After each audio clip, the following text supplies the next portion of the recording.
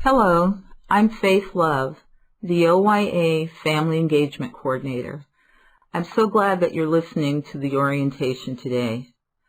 We're very glad that you're here. Today, you'll hear a lot of information in a very short period of time. Some of that information is the importance of family engagement in OIIR, OIIR's culture of success with positive human development, what's happening in intake, and about life on a long-term unit when your youth gets off of intake. You'll learn about OIIR visitation policies and the changes that they bring. You'll learn about the OIIR Office of Inclusion and Intercultural Relations.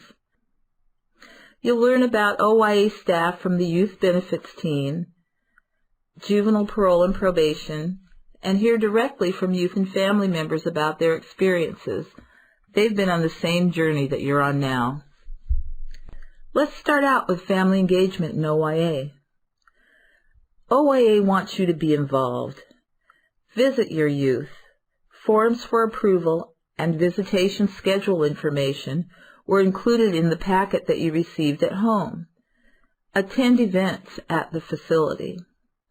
Stay engaged. Participate in your youth's multidisciplinary team meetings. This is very important. You'll learn about the treatment that your youth is going through and hear about the progress that they're making. OIIR provides resources to assist you in being engaged, including transportation assistance, Skype for Business. It's available from your local OIIR offices or your own cell phone or computer. That way you can visit and attend MDT meetings remotely. It's important that you do this because family engagement has impact in many, many areas, including the treatment and progress of your youth, improving family relationships, providing information about mental health and medical needs, break down biases and negative perceptions that you may have about us and that we may have about you. Your engagement and your continued engagement is very important. It has impact on too many areas to name here. Lots and lots of benefits. Please stay engaged. Now, about the OIIR's Youth Reformation System and Positive Human Development. Together, the Youth Reformation System and Positive Human Development are making important strides in helping to guide effective decision-making to support youth in achieving positive outcomes and to keep communities safer. Our system, Youth Reformation. Our culture, Positive Human Development. Our approach, practices and tools. Our method for continuous improvement, and OIIR Performance Management System. As you can see, we have a lot of tools to use to aid us. Please come to your youth's MDT and learn about these things. Your youth is currently in intake into OIIR. The intake process is a short stay in a highly structured environment. Assessments are done to determine what your youth needs to be successful. Assessments and information from you identify the right treatment resources for needs such as medical and dental, education, substance use disorders, and mental health. The initial MDT meeting will take place during intake. The next placement will be discussed and determined by an administrative review board meeting. The process for approval to visit youth in an OIIR facility begins with your completion of the Request to Visit application. Please turn it in to OIIR staff. Visitation while your youth is on intake is restricted, but special visits can be arranged with intake management staff. OIIR, as part of this process, will request a Law Enforcement Data System, or LEDS, background check. This takes some time, and OIIR will notify you when it's complete. When you approach the gatehouse, you will see signs explaining visitation rules. Pay close attention to the dress code. You must have valid picture identification. You may carry car keys and a debit card. You must clear the metal detector before entry. After intake, your youth will move to a long-term living unit. Your youth will experience some changes there. Some of them are a loss of privacy, becoming part of a community of youth and staff, a busier schedule with expanded access to treatment groups, additional visitors and visitation times, longer and more frequent phone calls. Your youth will also have the opportunity to participate in events, sports activities, continuing education, and vocational training. Participation in these activities depends on your youth's progress. For information about all OIA facilities, please see contact information that was sent to your packet or visit the OIA public website, where you are now. Office of Inclusion and Intercultural Relations staff members provide services statewide in OIA Youth Correctional Facilities, Parole and Probation, and OIA Central Office.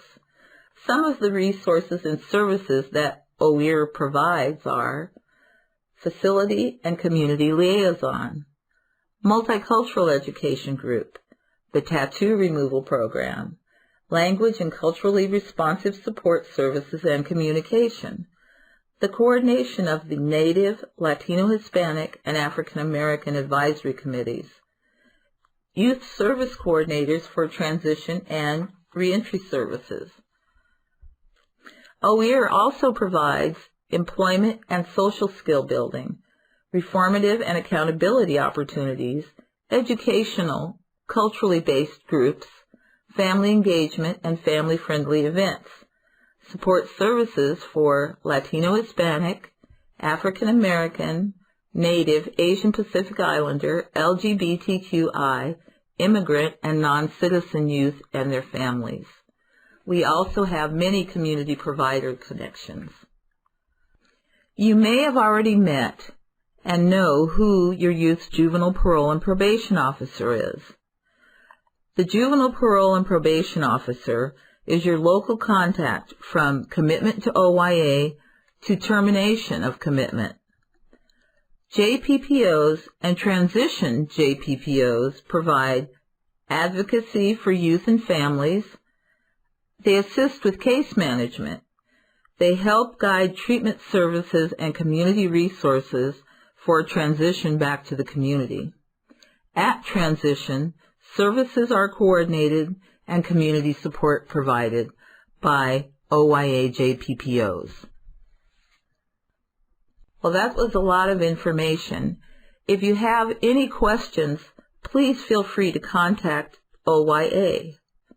For general contact and direction to the right person, contact OIA's central office at 503-373-7205.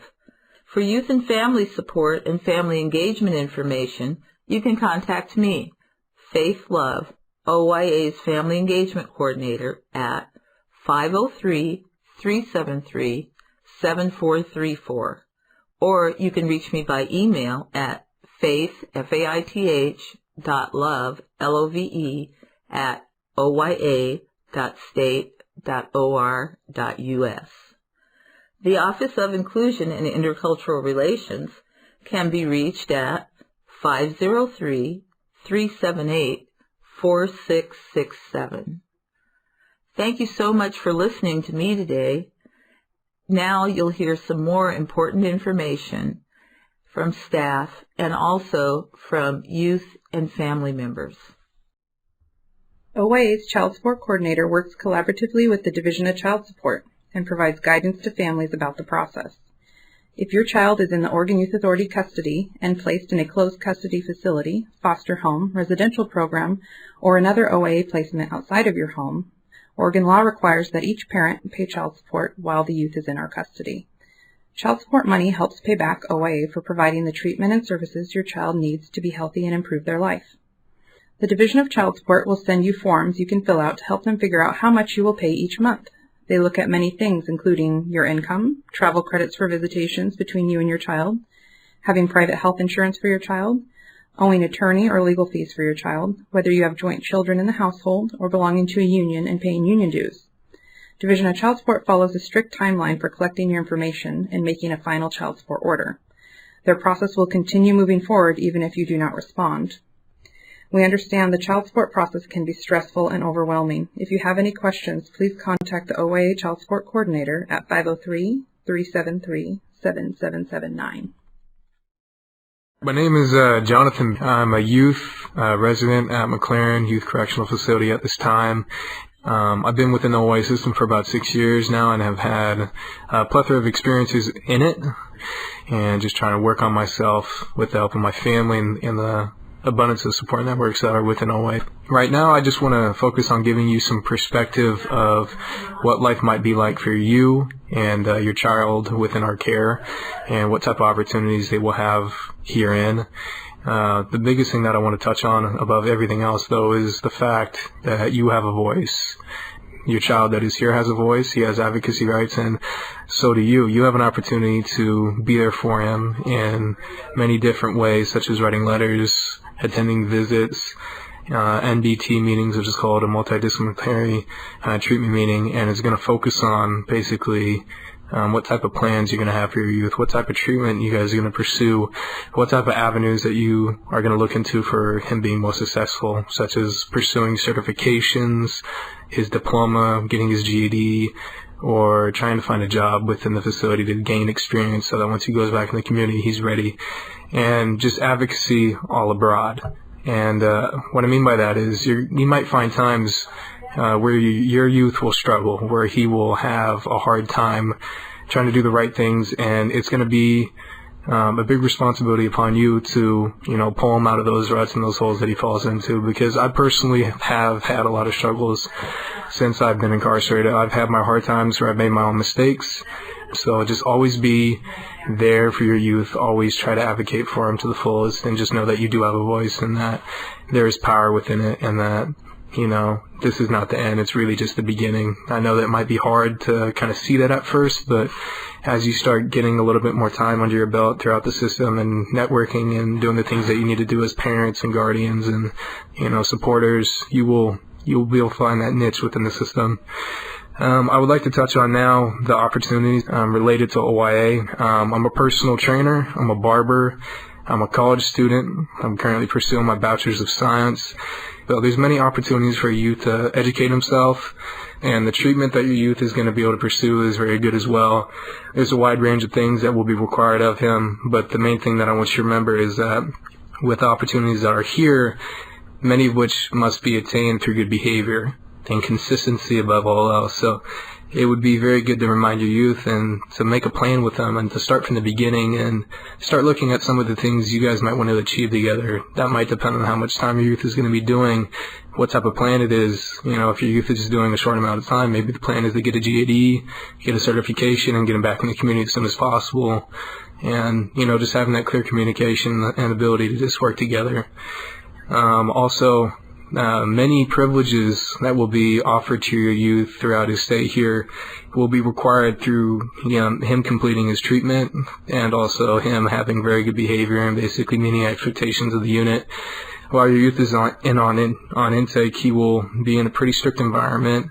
Things will be a little bit smoother due to the fact that we're going to have a lower population on the intake center, and opportunities will be there for him for treatment, education, recreation, working out, and just being active and getting the needs met. Once he goes to long term, it will be very different for him.